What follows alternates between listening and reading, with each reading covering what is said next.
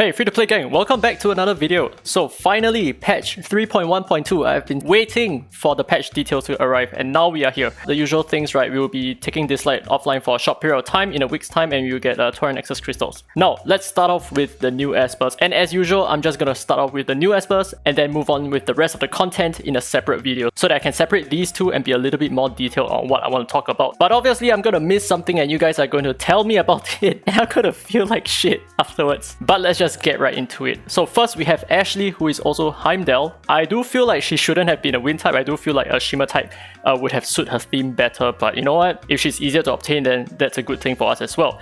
But also do take note that I think only Ashley would have a rate up and not the other 5-star Esper. Okay, so Ashley is a powerful fighter with support abilities, and I would say that she's quite balanced in terms of whatever that we have seen recently, but she is by no means mid at all. She is really good. Okay, so Ashley's first ability, Cloud Scatter, deals damage to an enemy based on her attack, has a chance of inflicting speed down. Nothing much to talk about this, it's not really that interesting. Ashley's second ability, Divine Retribution, deals damage to all enemies based on Ashley's attack, inflicts attack down on them, this is okay, and has a chance of stunning enemies whose attack is lower than Ashley. So pretty interesting, kind of like a debuffing, controlling support, but you need a little bit more attack power, right? But let's take a look at her third ability, which is what makes her a little bit more interesting in my opinion. So gains defense up, gains a shield based on her attack, and grants attack up to all allies. 3 different buffs on one single Esper, but most of her buffs only affect herself, right? Now, deals damage to all enemies based on her attack, and gains Bifrost. And I'll talk about what that is in just a bit. Now, at the start of combat, gains a certain number of Bifrost stacks. I'm not sure how many this is, but this is very important. So she only gains Bifrost on her third skill, so do take note of that. Now, this is Bifrost, it is undispellable, which means that it's a gold buff. When an ally triggers a crit within their turn, they deal additional true damage based on the target's max HP. Do take note that this is true damage and not damage ignoring defense or whatever, right? So this might not be such a big deal.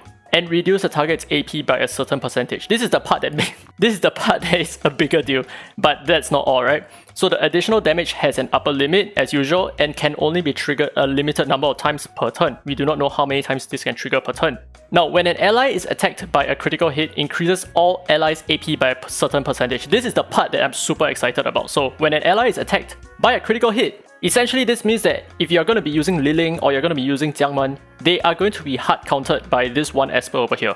Now this can only be triggered a limited number of times per turn, and when the effect is triggered, this consumes 1 stack of Bifrost. So it depends on how many stacks of Bifrost we can have at any one time and how often we can replenish those stacks. So it really depends on the cooldown of her third skill as well. Now the number of buff stacks is subject to a limit. So the thing is, I believe how this works is if you get hit by multiple hits, you're going to increase your AP by a lot, for example, right? Which is an excellent thing because she's going to be able to counter immediately with her second skill, right? If you know what I mean. She's going to gain a turn and she's going to land an AoE stun on everyone else, which is pretty awesome. So I really like her kit. I do feel like she is a really good Esper. She's not broken, but she has a kit that is something that I would definitely like to try out.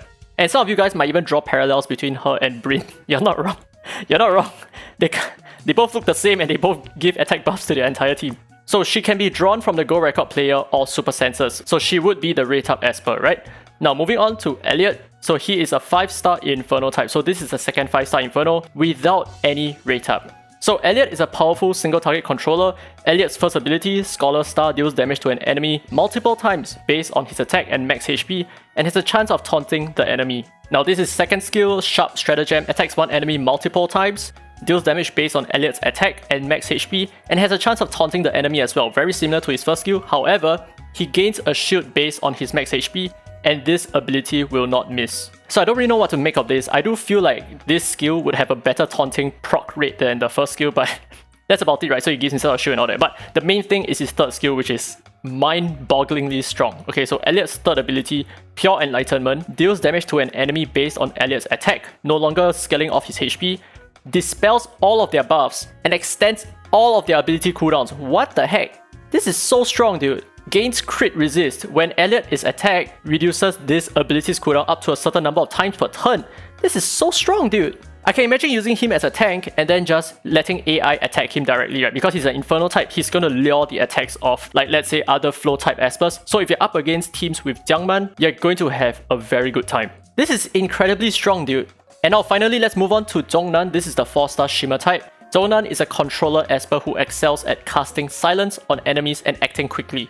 Now Zhong Nan's first ability, Sweeping Strike, deals damage to one target based on attack and has a chance of inflicting silence. Zhong Nan's second ability, Abjure Evil, attacks one enemy multiple times, each hit deals damage based on his attack, and each hit increases his AP by a certain percentage. The first hit dispels the target's buffs. This is really important, I think, because of what his third ability can do, which is Heavenly Justice. So attacks one target multiple times, each hit deals damage based on Zhong Nan's attack, and each hit inflicts silence. But the thing is, when the target is already silenced, you then extend all of their ability cooldowns. Now, while this ability is on cooldown, if the enemies cast basic abilities, you increase his AP by a certain percentage. Holy crap. But this is so strong because he would then be able to move a lot more frequently after using his third skill, which would then help him to recover his third skill as well. So what I really like about all these Espers here is that they are all kind of like retaliatory Espers. They are not so much of offensive Espers. They are more of like, you can take the second turn and that's still fine, although maybe like for the last two Espers, you probably want to take the first turn so that you can